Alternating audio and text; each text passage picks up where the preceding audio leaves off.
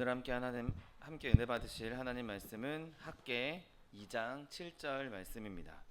학개 2장 7절 말씀은 구약성경 1311면에 있습니다.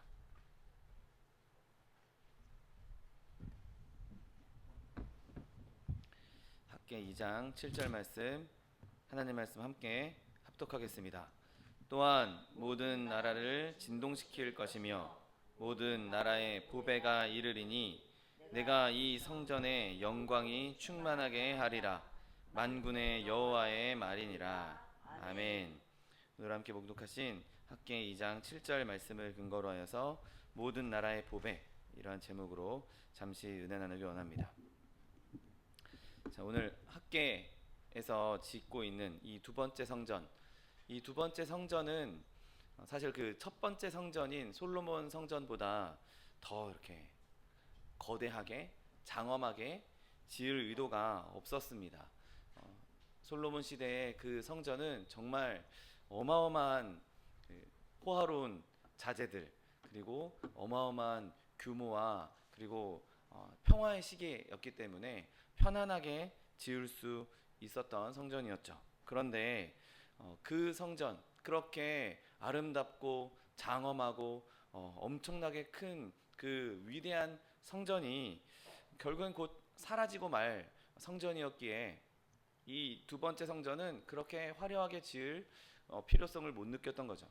결국에는 그 화려한 성전이 이스라엘 백성의 신앙을 더 강하게 만들어준 것도 아니었고, 이스라엘 백성이 오히려 우상숭배하고 배교함으로 인해서 그렇게 위대한 성전이 있는 것이 이들의 신앙생활에 도움이 된다, 이들의 신앙생활을 더 굳건하게 한다라는 이유가 될 수 없었던 것이죠. 그래서 이스라엘 백성이 바벨론 포로로 잡혀갔다가 예루살렘으로 돌아왔을 때 그들은 하나님께 예배를 드리기만 하면 되는, 하나님께 예배하는 데 집중할 수 있는 그 정말 예배의 목적으로 쓰면 충분한 성전을 가지려고 했었습니다. 그래서 이전에 솔로몬 시대에 지었던 성전, 그 성전의 화려함에 다시 빠지지 않으려고 했던 것이죠. 하나님이 원하시면 얼마든지 성전은 화려하게 지을 수 있었습니다. 그런데 고레스가 먼저 이스라엘 백성을 돌려보낼 때 유대 백성에게는 우호적인 것처럼 보였을지라도 너희가 성전을 지을 때, 성을 다시 쌓을 때 이렇게는 하면 안 된다라고 제한사항을 두었습니다. 그래서 자기를 대적하는 세력이 강대해지는 것, 방어를 강하게 구축하는 것을 반대했었죠. 그리고 또 그 이후에 또 다리오를 통해서 이스라엘 백성이 예루살렘으로 회복할 때에도 마찬가지로 하나님께서는 그를 통해서도 하나님 성전을 그렇게 화려하게 짓는 것, 예루살렘 성벽을 굳건하게 세우는 것에 대해서 하나님께서 허락하지 않은 것을 보게 됩니다.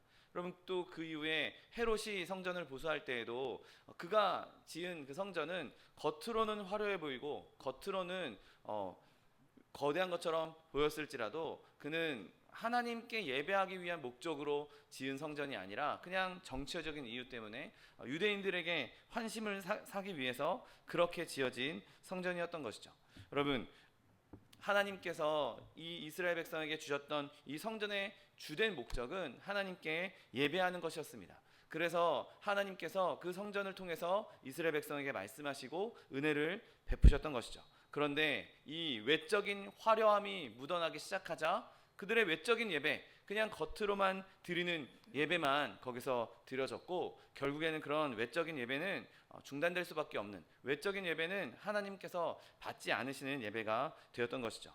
그래서 하나님께서 그 첫 성전, 그렇게 건물로 존재했던 그 성전에는 이렇게 눈에 보이는 것, 이렇게 겉으로 화려한 것은 결국에는 썩어질 것이고 결국에는 부패할 것이다 라고 우리에게 상징적으로 말씀하시고 계신 것이죠. 그런데 하나님께서 오늘 학개를 통해서 두 번째 성전의 영광이 이 첫 번째 성전의 영광을 능가할 것이라고 선언하십니다. 금, 은, 크기, 규모, 화려함, 이런 것들을 떠나서 그런 것들로는 비교할 바가 안 되는 하나님의 영적인 면에서 그 두 번째 성전이 더 클 것이다, 더 영광이 클 것이다 라고 말씀하고 있는 것이죠. 여러분, 오늘 저는 이 본문을 통해서 우리의 영적인 성전에 주게 될 하나님께서 그 영적인 성전에 내가 모든 나라의 보배를 주시겠다라고 말씀하셨는데, 이 모든 나라의 보배가 무엇인지 한번 살펴보기 원합니다. 오늘 보배로 번역된 이 햄다라는 헬라어는 히브리어는 기쁨, 사모하다, 또 바람직하다, 준수하다, 아름답다, 보배롭다 이런 뜻으로 쓰이고 있는 단어입니다. 그래서 오늘 본문을 이렇게 읽어볼 수 있습니다. 내가 모든 나라를 다 진동시킬 것이다. 그리고 사모하는 것들, 사모하는 사람들을 내가 이 자리에 모을 것이다. 이 전에 이르게 할 것이다. 내가 그들을 통해서 그 하나님을 경외하는, 하나님을 사모하는 그 사람들을 통해서 내가 그들을 주축돌 삼아서 성전을 세울 것이다. 이렇게 그렇게 읽을 수도 있을 것입니다. 또 이렇게 이해하면서 읽을 수도 있습니다. 모든 나라가 바라는 것들, 사모하는 것들이 올 것인데, 그것은 정말 금은보화와 같은 정말 아름다운 것들, 아름다운 물건들을 가져와서 그 성전을 채우게 될 것이다. 성전을 짓게 될 것이라고 읽을 수도 있습니다. 그것은 오늘 본문 8절을 보면 이렇게 읽을 수 있는 것의 열쇠가 되죠. 은도 내 것이요 금도 내 것이라 만군의 여호와의 말이니라 말씀하고 있습니다. 여러분, 모든 나라가 바라는 것들이 이 참된 두 번째 성전이자 영적으로 살아있는 성전에 자원하면서 바칠 예물을 가지고 올 것이라고 말씀하고 있는 것이죠. 그렇게 모든 나라가 바라는 것들이 성전에 오게 될 것인데, 우리가 먼저 해석했던 그 말씀대로 말씀을 보자면, 하나님을 경외하는 사람들이 하나님께 와서 하나님의 참된 성전을 구성하게 된다라고 우리는 볼 수 있습니다. 여러분, 왕이나 귀족들이나 아니면 권세를 갖고 있는 사람들이나 부자들, 위인들, 이런 사람들이 와서 하나님의 나라를, 하나님의 성전을 세워가는 것이 아닙니다. 하나님을 경외하는 자들, 그 하나님을 경외하는 자들 중에서는 때로는 몸도 연약한 사람이 있을 수 있고, 가난한 사람도 있을 수 있고, 별로 배우지 못한 사람도 있을 수 있고, 그렇게 권세가 있는 사람이지 않을 수도 있습니다. 그러나 그럼에도 불구하고 하나님을 경외하는 사람들이 인류 가운데서 최상의 사람들이라는 사실을 믿으시기를 예수님의 이름으로 축원드립니다. 그들 자신은 우리는 최고가 아니야, 우리는 그렇게 대단한 사람들이 아니야, 우리는 그렇게 위대하지 않아 라고 말할지라도, 하나님께서는 그들을 보배로운 사람이라고, 그들을 모든 나라가 바라는 가장 위대한 자들이라고 말씀하고 있는 것이죠. 내가 너를 보배롭고 존귀하게 여긴다고 하나님께서 분명하게 말씀하셨습니다. 아무리 많은 재물을 갖고 있고 많은 권세를 갖고 있고 혈통적으로 귀한 혈통을 물려받았다 할지라도, 하나님께서 진짜 숨겨놓은 보물, 하나님께서 진짜 아끼시는 보물은 바로 하나님을 경외하는 하나님의 백성인 것이죠. 그들의 삶도 귀하고 심지어 그들의 죽음까지도 귀히 여기셔서 그들의 영혼을 하나님께서 영원한 나라, 영원한 하나님의 백성으로 삼아주시겠다고 약속한 것이죠. 여러분, 그렇게 하나님을 경외하는 사람들이 이 하나님 나라의 정신이고 골수이고 골자입니다. 교회를 세우는 산돌, 교회를 세우는 한 사람 한 사람, 그 산돌이 하나님의 교회를 영화롭게 하는 것이죠. 여러분, 그렇게 하나님은 이 하나님을 경외하는 사람들에게 헤아릴 수 없는 복을 주십니다. 너희는 세상의 소금이라 말씀하시면서, 그들이 없으면, 하나님을 경외하는 사람들이 없으면 세상이 부패할 것이라고 말씀하십니다. 너희는 세상의 빛이라 라고 말씀하시면서, 이 하나님의 경외하는 사람이 없다면 세상은 어두울 것이라고 말씀하고 있는 것이죠. 비록 세상에서는 많은 사람들이 이 하나님을 경외하는 사람들을 비하하고 비아냥거리고 내쫓기 원한다 할지라도, 하나님께서는 그들을 귀히 여기시고 하나님께서 그들을 통하여서 하나님의 교회를 온전히 세운다는 사실을 믿게 되시기를 예수님의 이름으로 축원드립니다. 여러분, 오늘 본문은 그 하나님께서 사랑하는, 하나님께서 보배롭고 여긴 그 하나님을 경외하는 자들을 통해서 그 건물을 짓겠다라고 말씀하십니다. 오늘 본문 말씀처럼 모든 나라의 보화가 이를 것이다, 보화가 다 오게 될 것이라고 말씀하고 있는 것이죠. 그들이 모여들어서 하나님께서 각각 제 위치에 필요한 것에 하나님께서 그들을 세워놓으시고 그들을 배치하시고 그들을 사용하신다라고 말씀하신 것이죠. 여러분, 하나님께서 말씀하셨고 하나님께서 그렇게 하시겠다고 약속하셨으니 우리는 이 일이 이루어질 것을 믿어야 하는 것이죠. 내가 예수 그리스도의 복음을 전할 때, 내가 하나님에 대해서 소개할 때, 이거 내가 전하는 거 과연 이게 먹힐까? 과연 내가 뿌리는 씨앗이 자라날까? 내가 뿌리는 이 씨앗이 열매를 맺게 될까? 걱정할 필요가 없는 것입니다. 하나님께서 결국에는 그런 우리의 작은 헌신을 통해서, 작은 씨앗을 통해서 모든 나라의 보배를 모으고 모아서 교회를 세우신다는 사실을 믿게 되시기를 예수님의 이름으로 축원드립니다. 네, 오늘 본문은 그 보배를 모으는 일에 진동이 있을 것이라고 말씀하고 있습니다. 여러분, 마치 하나님께서 진동을 일으켜서 사람들을 모으는 것처럼 묘사되고 있습니다. 그런데 어떤 의미에서는 하나님께서는 그렇게 억지로 막 진동을 일으켜서 사람들을 모으지 않으십니다. 또 반대로 어떤 때는 그런 강제력 없이는 하나님께 오지 않는 것도 보게 됩니다. 여러분, 우리 눈앞에 두 개의 상자가 있다고 한번 생각해 보십시오. 두 상자를 여는 방식이 각각 따로 있습니다. 한 상자는 막 비틀어져 있고 막 부서져 있고 막 흠집이 나 있습니다. 그걸 누가 열었겠습니까? 도적이 와서 그 상자를 강제로 여는 것이죠. 그런데 또 다른 상자는 아무런 강제로 연 흔적도 없고 깨끗하고 그냥 자연스럽게 열려 있는 것을 보게 됩니다. 그걸 누가 열었겠습니까? 그 상자의 주인이 연 것이죠. 열쇠를 갖고 있는 사람이 그 상자의 문을 열고 그냥 자연스럽게 연 것입니다. 여러분, 우리의 마음의 주인은 바로 하나님 아버지란 사실을 믿으시기를 예수님의 이름으로 축원드립니다. 하나님은 무력을 사용하지 않고 막 강제로 열지 않고 부드럽게 우리의 마음 문을 열고 들어오셔서 성령으로 역사하셔서 우리의 자유의지를 해치지 않으면서도 하나님께로 나올 수 있도록 인도하시는 능력이 있는 분이십니다. 성령께서 역사하시면 인간의 양심을 흔드시고 인간의 마음을 흔드시고 인간의 마음을 변화시킬 수가 있는 것이죠. 우리는 하나님께서 그 일을 하실 수 있도록, 하나님이 마음껏 일하실 수 있도록 그 장을 열 수 있도록 그들에게 복음을 전하고 하나님의 사랑을 전해야 하는 것입니다. 결국엔 하나님께서 그들의 마음 가운데 성령으로 역사하시고 그들을 성전으로 인도하셔서 하나님의 교회를 세워가게 되시는 것이죠. 여러분, 또한 우리가 아까 다르게 읽었던 또 다른 해석의 의미로 볼 때, 오늘 이 교회를 세우러 올 때, 사람들이 교회를 세우기 위해 모일 때 보배를 가지고 온다라고 볼 수도 있는 것이죠.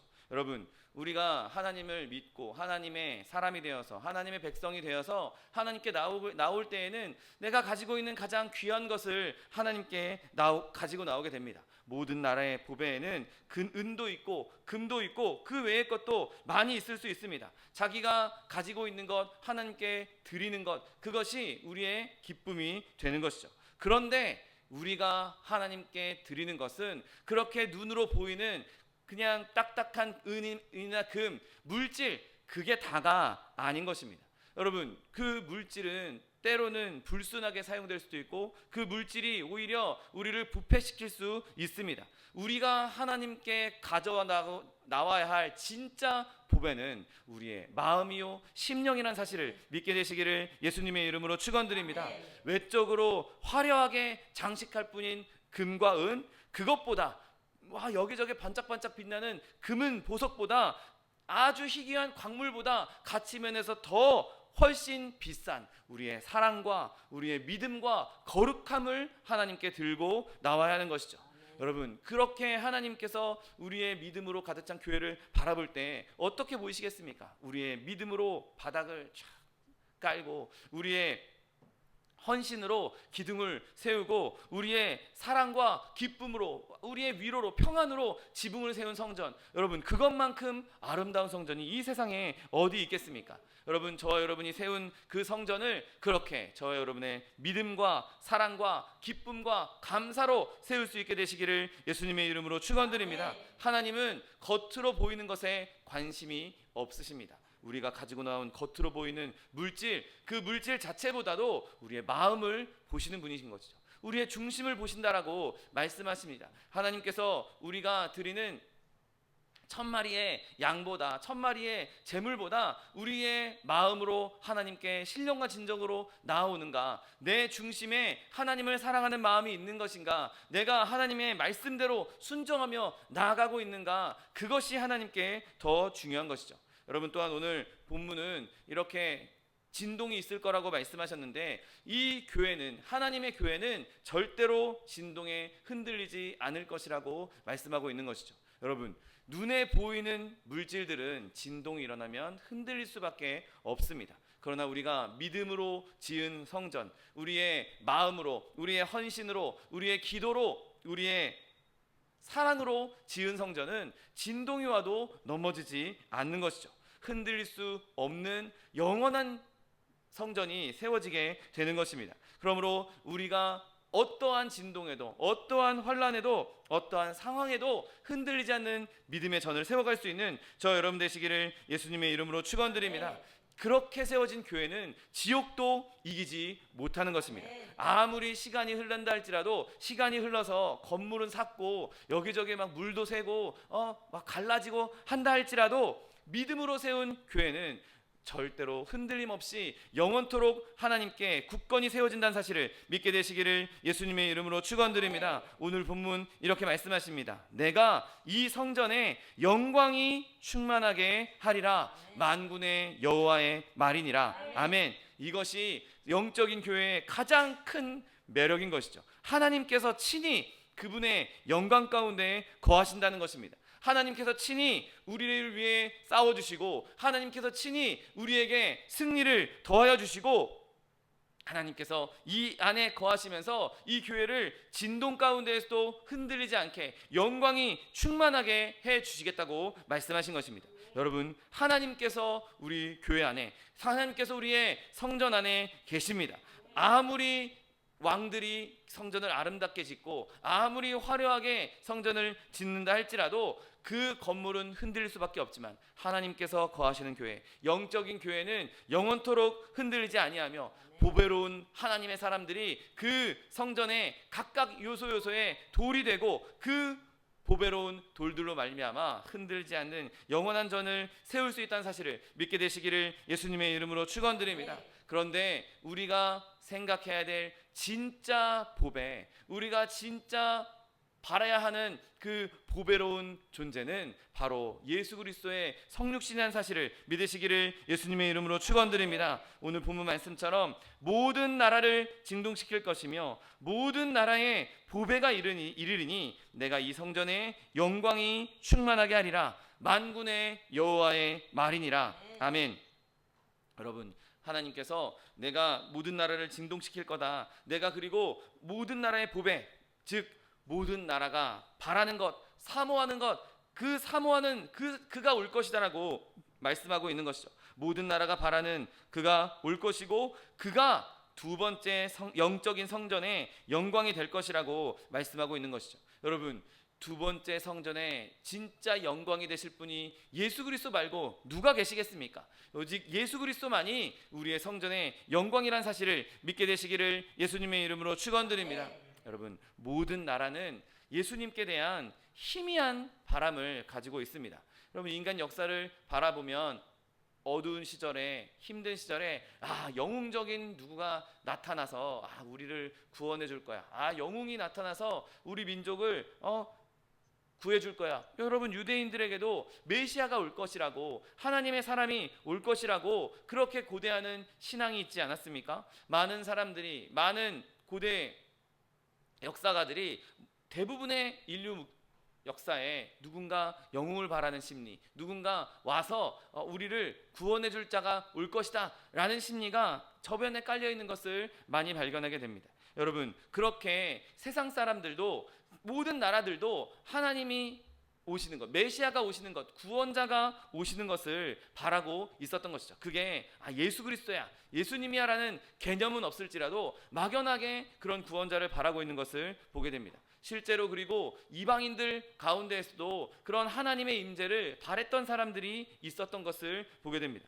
여러분, 욥을 한번 생각해 보십시오. 욥은 유대인이 아니었습니다. 이스라엘 백성이 아니었습니다. 그 아브라함의 혈통이 아니었고 이방인이었습니다. 그런데 그가 하나님을 경외하는 사람이었죠. 그러면 욥처럼 하나님을 경외하는 이방인이 있었다면 그가 욥 한 사람뿐이었다라고 단정할 수 있겠습니까? 여러분, 제가 볼 땐 욥 말고도 하나님을 경외하는 이방인들은 여럿 있었을 것이라고 생각합니다. 그들이 하나님을 알고 하나님을 경외했습니다. 그리고 그 사람들이 각각 다른 민족에서 각각 다른 족장들 사이에서 그렇게 하나님을 경외하면서 살았겠죠. 그러면 여러분, 그들도 모든 나라라고 볼 수 있는 것 아닙니까? 이스라엘 백성, 이스라엘 나라 말고도 이방인들 가운데에서, 이방인 다른 민족들 가운데에서, 다른 족속들 가운데에서도 하나님을 경외하는 자들이 있었고 그들이 각 나라의 대표자가 된다면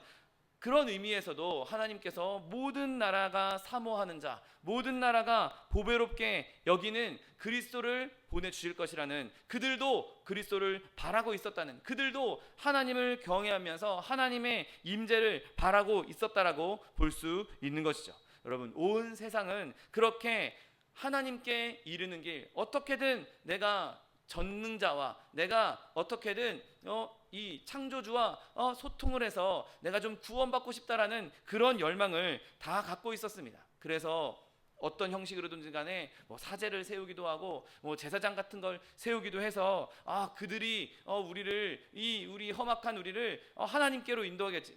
우리가 이야기하는, 우리가 생각하는 여호와 하나님이 아닐지라도 뭔가 신적인 존재, 뭔가 영적인 존재, 뭔가 우리를 구원할 수 있는 그런 존재, 그런 존재에게 우리를 좀 데려가 주지 않을까? 우리를 좀 인도해 주지 않을까? 중재해 주지 않을까? 그런 열망을 가졌던 것이죠. 그런데 만약에 그들이 제대로 알았다면, 그들이 만약에 온전하게 여호와 하나님을 알았다면 그들이 원하는 대상은 바로 그리스도 예수밖에 없는 것이죠. 사람이 세운 제사장, 사람이 세운 사제, 사람이 세운 어떤 존재, 그 존재가 하나님께 우리를 인도할 수 없습니다. 오직 우리가 믿는 도리의 사도이시며 대제사장이신 예수만이 우리를 하나님께 인도할 수 있다는 사실을 믿으시기를 예수님의 이름으로 축원드립니다. 예수님께서도 친히 말씀하셨습니다. 나로 말미암지 않고는 하나님께로 나올 자가 없다라고 단호하게 말씀하셨습니다. 예수님만이 길이요 진리요 생명이라고 말씀하신 것이죠. 여러분, 우리는 하나님과 우리 사이의 중재자를, 예수님 말고 다른 존재를 바라지 않습니다. 오직 우리는 예수님, 하나님과 동등된 예수님만 바라고 있다고, 그렇게 믿음으로 붙잡을 수 있는 저 여러분 되시기를 예수님의 이름으로 축원드립니다. 여러분, 예수님만이 우리와 하나님 사이를 엮으실 수 있는, 마치 야곱이 야복강가에 하나님 앞에서 사다리를 오르락내리락하는 천사들을 바라봤던 그 사다리처럼 우리를 하나님께로 인도할 수 있는 유일한 사다리 예수 그리스도를 바라볼 수 있게 되시기를 예수님의 이름으로 축원드립니다. 또한 여러분, 세상은 이 세상의 평화의 중재자를 바라고 있습니다. 여러분, 얼마 전에 뉴스를 보니 또 이스라엘과 또 이란 사이에 또 이렇게 서로 무력 충돌이 일어났던 것을 보게 됩니다. 여러분, 그 무력 충돌을 누가 중재할 수 있겠습니까? 미국, 그런 나라들이 자신의 이익이 없으면 그 사이에 끼어들어서 중재하려고 하겠습니까? 자신이 이익이 있으니까 끼어들어서 중재하려고 하는 거지, 이익이 없는 나라와 국가는 그 분쟁에 휘말리려고 하지 않을 것입니다. 여러분, 세상에는 많은 분쟁들이 있고 많은 전쟁들이 있고 그 세상은 화평의 중재자를 원하고 있는데, 여러분, 이 땅에서 온전하게 화평을 줄 수 있는 분이 누구십니까? 이 땅에 진정한 평화를 주실 수 있는 중재자가 누구십니까? 오직 예수 그리스도 한 분뿐이라는 사실을 믿으시기를 예수님의 이름으로 축원드립니다. 여러분, 또한 세상은 이 세상을 좀 깨끗하게 하실, 이 세상을 정결하게 하실 그런 정화자를 원하고 있습니다. 많은 나라가 이런저런 이유로, 정치적인 이유로, 사회적인 이유로 바라는 대로 되지 않는다고, 우리 시스템이 엉망진창으로 되고 있어, 우리 민주주의가 제대로 작동하지 않고 있어, 그렇게 이야기합니다. 온 세상이 온통 어그러져 있는 것이죠. 오랫동안 골치를 썩고 있는 문제인 것입니다. 여러분, 사실 이 땅의 문제를, 이 땅에 얼그러진 것을 고칠 수 있는 것은 이 땅을 만든 분만 고칠 수가 있는 것이죠. 이 땅을 만들지도 않은 우리가, 아니 만들어진 우리가 어떻게 이 땅을 고칠 수가 있겠습니까? 어떻게 우리가 이 땅의 더러운 것을 깨끗하게 치워버릴 수 있겠습니까? 우리 스스로가 더러우니 세상도 더러울 수밖에 없는 것이죠. 그러나 이 땅을 만드신 창조자이신 예수 그리스도, 그분이 이 땅에 임하실 때 그분이 모든 나라의 희망이 되시고, 그분이 이 땅을 깨끗하게 하시고 이 땅을 하나로 모을 수 있다는 사실을 믿게 되시기를 예수님의 이름으로 축원드립니다. 여러분, 그러므로 우리가 바라야 할 분, 우리가 사모해야 할 분은 오직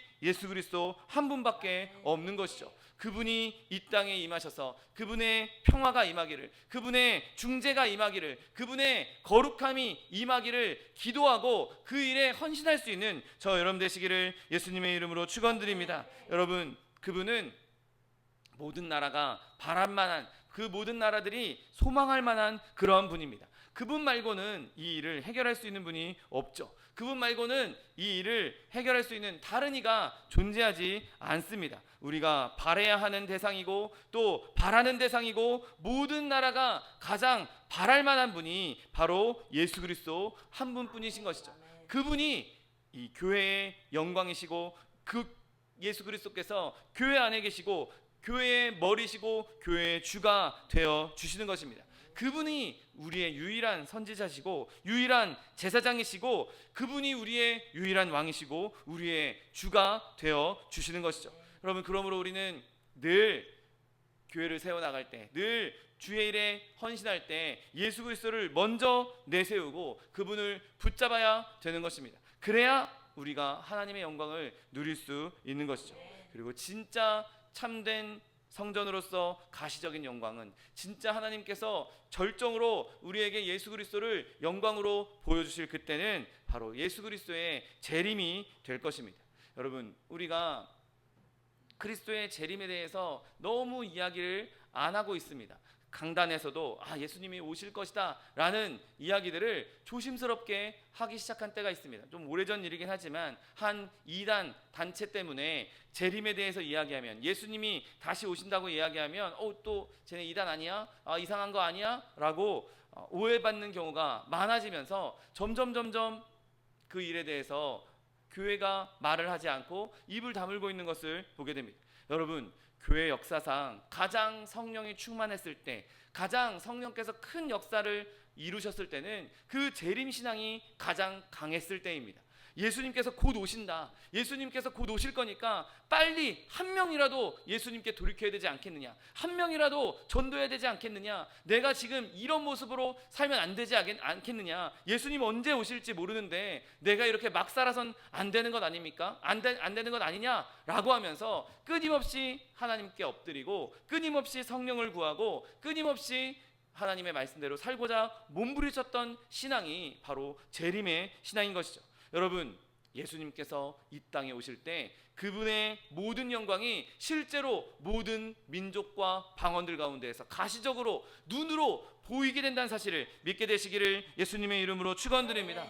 여러분, 예수님만이 이 땅의 유일한 구세주시고, 예수님이 다시 오실 때 그 심판대가 열렸을 때 예수님께서 지금까지 하셨던 말씀, 우리가 지금까지 전했던 그 복음이 진짜구나 라고 완전히 믿을 수 있게 되는 것입니다. 여러분, 세상이 점점 어두워지고 있으니, 세상이 점점 악해지고 있으니 우리는 주 예수여 속히 오시옵소서 이렇게밖에 말할 수가 없는 것이죠. 로마서 8장 22절 말씀에도 피조물이 다 이제까지 함께 탄식하며 함께 고통을 겪고 있는 것을 우리가 안다라고 사도가 말하고 있습니다.